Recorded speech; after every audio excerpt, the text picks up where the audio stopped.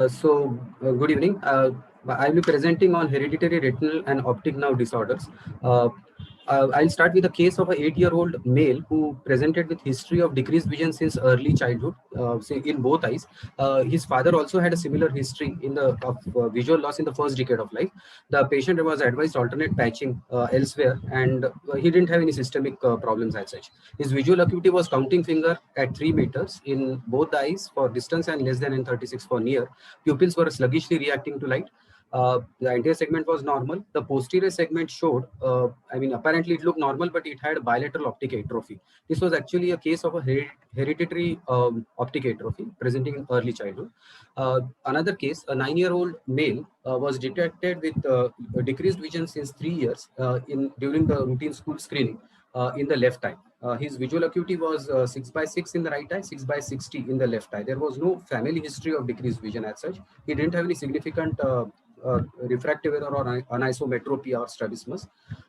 Apparently, the fundus looked normal, at least the right eye, but left eye on closer examination, you will see that he has got an optic disc pit and serous detachment of the retina. This is the margin of the serous detachment, which is very clearly seen on the fundus fluorescein angiography. This was a case of optic disc pit with serous retinal detachment. The reason why he had a refractory visual impairment. So coming to refractory visual impairment in children can be either because of a high refractive error, which might present with delayed visual maturation or ametropic amblyopia, or it can, if it is associated with delayed milestones, seizure disorders, or a focal neurological deficit, you should think in terms of a corticovisual impairment. Any history of photophobia, night blindness, progressive visual loss, family history, or a systemic syndromic feature, think in terms of hereditary retinal or optic nerve disorders. Now, why we should know about these conditions is because the many disorders usually present with normal fundus. There is a family history may not be present all the time. The visual outcome is poor, and it actually helps in counseling the parents and the patients if you know about what disorder the patient has, and we can institute the treatment accordingly. Also, appropriate lifestyle modifications can be done in these children. Suppose you know that the patient has decreased vision in one particular field, you can ask the patient to avoid that field or be careful while climbing stairs and thus avoid injury. So the symptoms which usually present or suggest that patient has a hereditary retinal disorder are photophobia with nystagmus, can indicate either albinism, cone dystrophy, or aniridia. Night blindness can indicate a retinitis pigmentosa or stationary night blindness. Patient, if he has a history of oculodigital reflex or delayed milestones or mental subnormality, think in terms of a Leber's congenital amaurosis. Now, this is just a patient with Leber's congenital amaurosis, a very high hyperopia, and as you can see, he has got mental subnormality also. The patient has photophobia. He tends to close the eyes in bright light, and he's trying to search the light source above, as you can see, along with the nystagmoid movement. Another patient with their oculocutaneous albinism, or it can be a subtle albinism or ocular albinism, where you can see that the patient doesn't have much of discoloration of the skin, but he has got a significant pendular nystagmus while looking at a distance target. He had photophobia and other features suggestive of ocular albinism. The important signs which indicate a hereditary retinal disorder are a high hyperopia indicates a Leber's congenital amaurosis, a high myopia, you should think of a stationary night blindness. There are exceptions to this, obviously. Now, albinism usually presents with astigmatism. If it's a nystagmoid movement, as I just showed in one of the patients, it indicates a Leber's congenital amaurosis. Patient with polydactyly with obesity or mental subnormality presenting with night blindness, think in terms of a retinitis pigmentosa, as in this case. So, points which you need to consider while managing hereditary retinal disorder are you should look whether the fundus is normal or there is any fundus abnormality, whether there is a progressive visual loss or it is a stationary condition, whether what is the extent of visual impairment, whether it is moderate, profound visual impairment, or it is almost like near total blindness. Based upon this, based upon the fundus pictures, the retinal disorder can be classified as apparently normal looking fundus or abnormal fundus.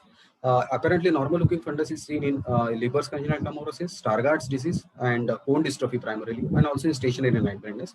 Abnormal fundus is seen in retinitis pigmentosa, fundus albipunctatus, albinism, best vitelliform dystrophy most commonly. Depending upon the progression of the retinal disorders, I mean progression of the visual loss, either it can be non-progressive or it can be progressive visual loss. Non-progressive visual loss is seen in stationary night blindness, fundus albicontatus, or albinism, and also X-linked retinoschisis, where the vision loss is in early childhood, but it remains stable. Whereas progressive visual loss is seen in retinitis pigmentosa, Stargardt's disease, cone dystrophy, or best vitelliform dystrophy. Coming to the visual outcome, if the visual outcome is in the range of moderate or profound visual loss, moderate visual loss is seen in Stargardt disease, or it can sometimes be profound though, or X-linked retinoschisis, stationary night blindness, whereas profound visual loss is seen in retinitis pigmentosa, LCA, stationary night blindness with high myopia, and also very rarely pattern dystrophies, which are not very common.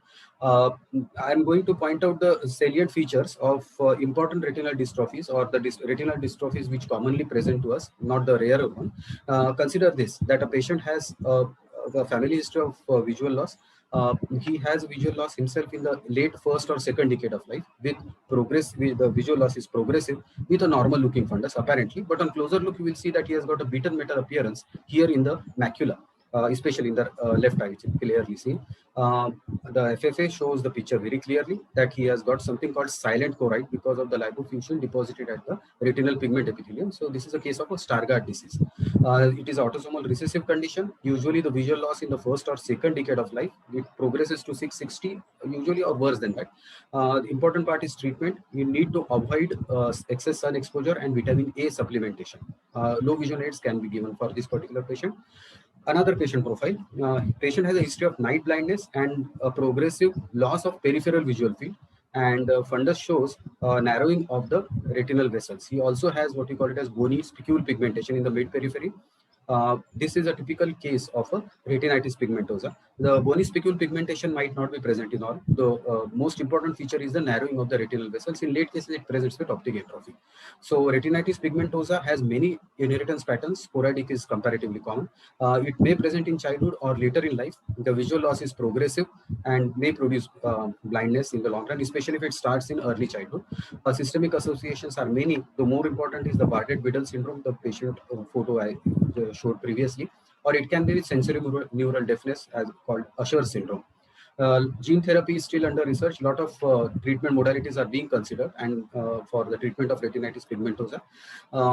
Coming to another patient profile, patient has a history of night blindness with family history, but the fundus looks normal, and he has got a peripheral visual field loss, which is non-progressive, as in this patient. Though it is this particular patient has a high myopia, you can consider it as a case of a stationary night blindness. Stationary night blindness can either be autosomal recessive, or it can be X-linked, in which case it is associated with high myopia and significant visual loss. Usually it is a non-progressive condition. The visual prognosis depends upon is usually poor, especially if it is a case of a high myopia. ERG is usually diagnostic for the conditions with high myopia because it presents with absent or poor B wave amplitude. Another patient profile, patient has a photophobia with pendular nystagmus, a visual loss, astigmatism, and iris transillumination defect. Here you can clearly see that there is loss of melanin, and even not only the choroidal vessels, but even the sclera is clearly seen. This is a case of a albinotic fundus. Albinism usually has a autosomal recessive, if it is oculocutaneous, or ocular presents with X-linked recessive. Photophobia and pendular nystagmus is very common. The visual loss is because of the abnormal decussation of the optic nerve fibers and also foveal hypoplasia. Very rarely it may be associated with increased preponderance for infections, which is called a Shediac-Higashi syndrome. The treatment is tinted glasses and avoid excess sun exposure.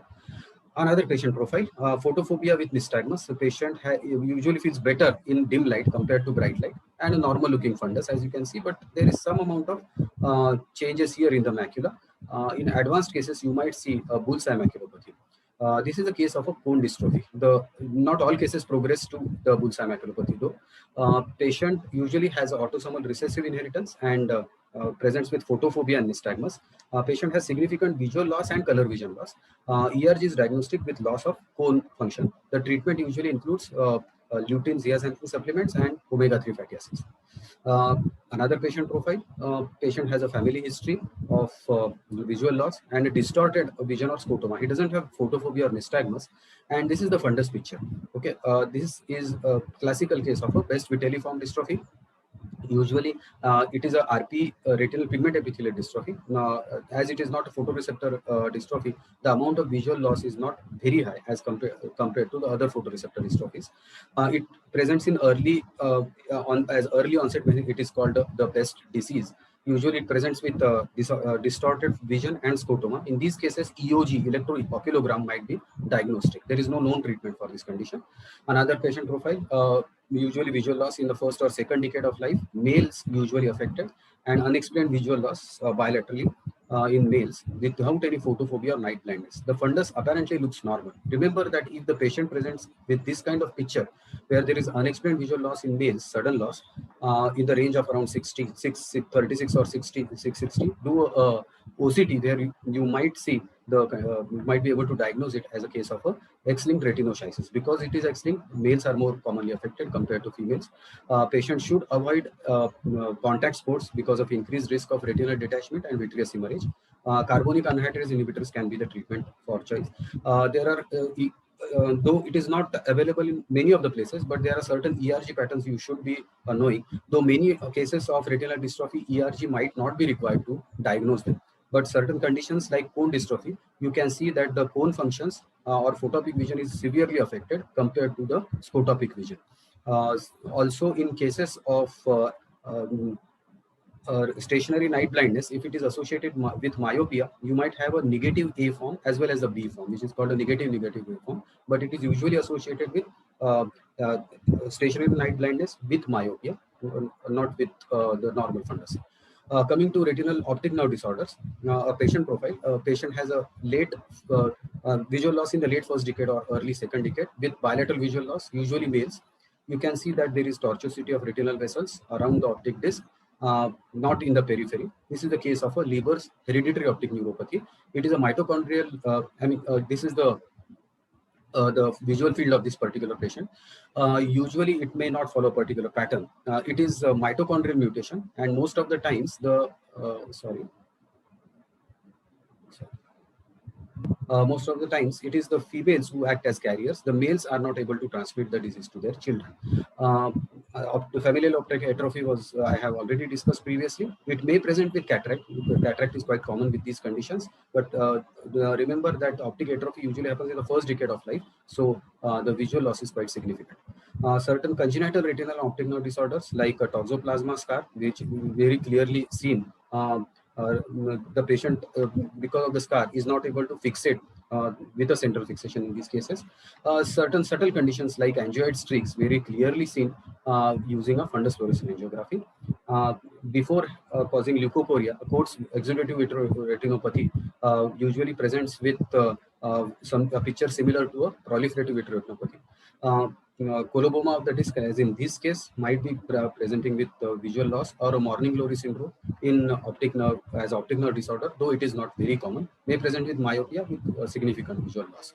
So to conclude, hereditary retinal and optic nerve disorders form an important cause of refractory visual impairment. The diagnostic dilemma is present in many cases, but if you know the proper, if you think about them and are keep them in the back of your mind, have a proper history and evaluation, may be able to diagnose most of the conditions without any sophisticated tests like the ERG or VEP. It also helps in explaining visual outcome in patient, because if you know the disease, you will be able to explain the visual outcome in the patient and prepare the patient mentally for this. And appropriate supportive treatment, visual therapy and low vision aids help in improving the condition academically and also in professional life of the patient. Thank you.